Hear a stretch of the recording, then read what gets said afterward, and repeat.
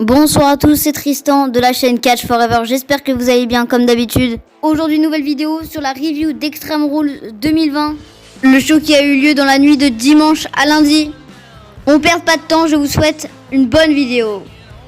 On commence avec MVP contre Apollo Crews et finalement on n'a pas eu le match, voilà, puisque il faut savoir que juste avant, Apollo Crews a été testé au Covid-19 positif, donc MVP a été déclaré champion, donc on verra ça du côté de Raw si MVP est vraiment le champion, mais ça a l'air d'être lui le champion.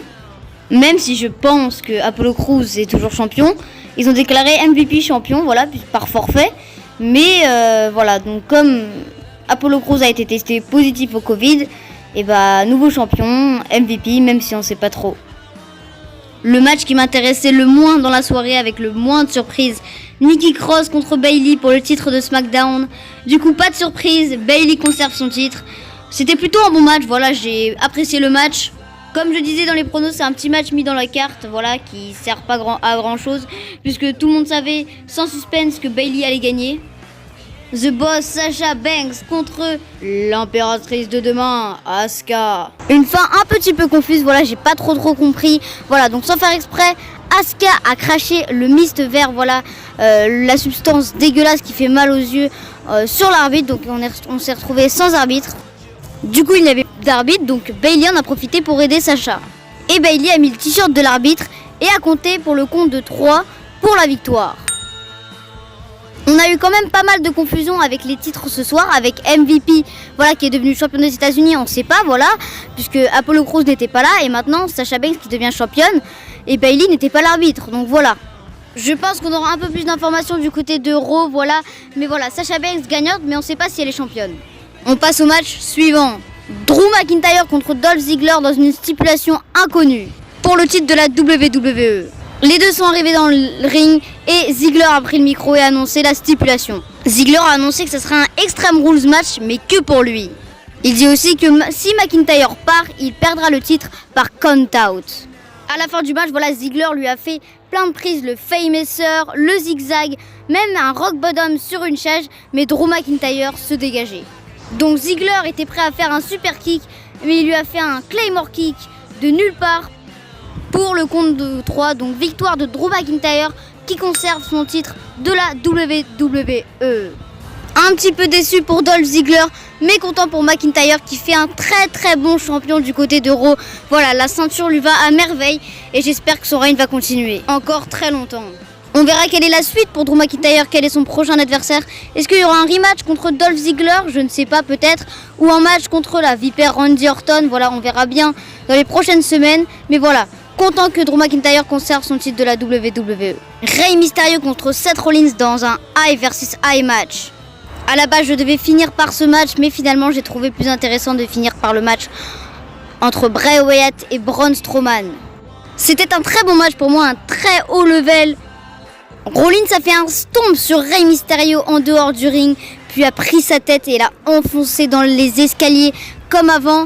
Et donc voilà, Rey Mysterio a été déclaré perdant, donc Seth Rollins remporte le match. Juste après le match, on nous rapporte que Rey Mysterio a été emmené à l'hôpital et apparemment son nerf optique n'a pas été touché, donc apparemment Rey Mysterio ne sera pas aveugle, donc voilà, son œil n'est pas trop touché. Voilà, un match très spécial qui allait à mes attentes. Voilà, j'ai bien aimé ce match, voilà, j'ai apprécié le moment. Victoire du Monday Night Messiah Seth Rollins. De toute façon, s'il avait perdu, ça aurait été sa 3e défaite en pay-per-view, ce qui commencerait à faire vraiment beaucoup pour quelqu'un comme Seth Rollins qui a été champion du monde. Voilà, donc grosse victoire pour Seth Rollins contre une grosse légende comme Rey Mysterio. Voilà, très content.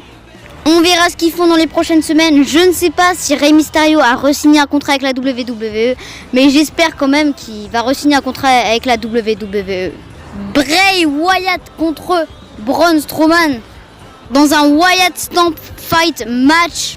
Comme je vous l'avais dit dans mes pronostics, c'était bien un match cinématographique et j'ai adoré ce match, je vous le dis clairement. J'ai kiffé le match. On a commencé le match avec Bray Wyatt qui attendait Braun Strowman sur sa chaise berçante dans le marécage. Voilà, je vais pas tout vous raconter le match, mais je vais vous raconter les moments marquants, notamment quand Braun Strowman marchait dans la forêt Et il s'est pris un coup de pelle de lui à l'époque avec le masque de la Wyatt Family. Voilà, donc Braun Strowman après s'est fait retrouver ligoté sur une chaise. Voilà, et après il a parlé avec Wyatt, enfin Wyatt lui a parlé. Après il se bat contre des hommes, voilà, qu'on connaît pas. Et une dame lui dit de revenir à la maison. Cette dame semble être Sister Abigail. Et on voit que c'est Alexa Bliss. Voilà, donc après Bray Wyatt et Braun Strowman se sont battus, voilà, sur une barque. Et à la fin, Bray Wyatt s'est fait pousser dans l'eau par Braun Strowman. Braun Strowman pensait qu'il avait gagné, mais Bray Wyatt sort sa main et attire Braun Strowman dans l'eau. L'eau devient du sang et on voit le Fiend qui sort et qui dit... La fin du match était un petit clin d'œil au lac de réincarnation de Matt Hardy, puisque voilà, Bray Wyatt est allé dedans et il est ressorti en tant que Fiend. J'ai adoré ce match, les surprises, surtout Alexa Bliss, voilà, je m'y attendais pas et j'ai envie de voir comment Nikki Cross va réagir à SmackDown. Voilà, c'était tout pour la review de Extreme Rules 2020, j'espère que la vidéo vous a plu. Je vous dis à la prochaine, c'était Tristan de Catch Forever, salut.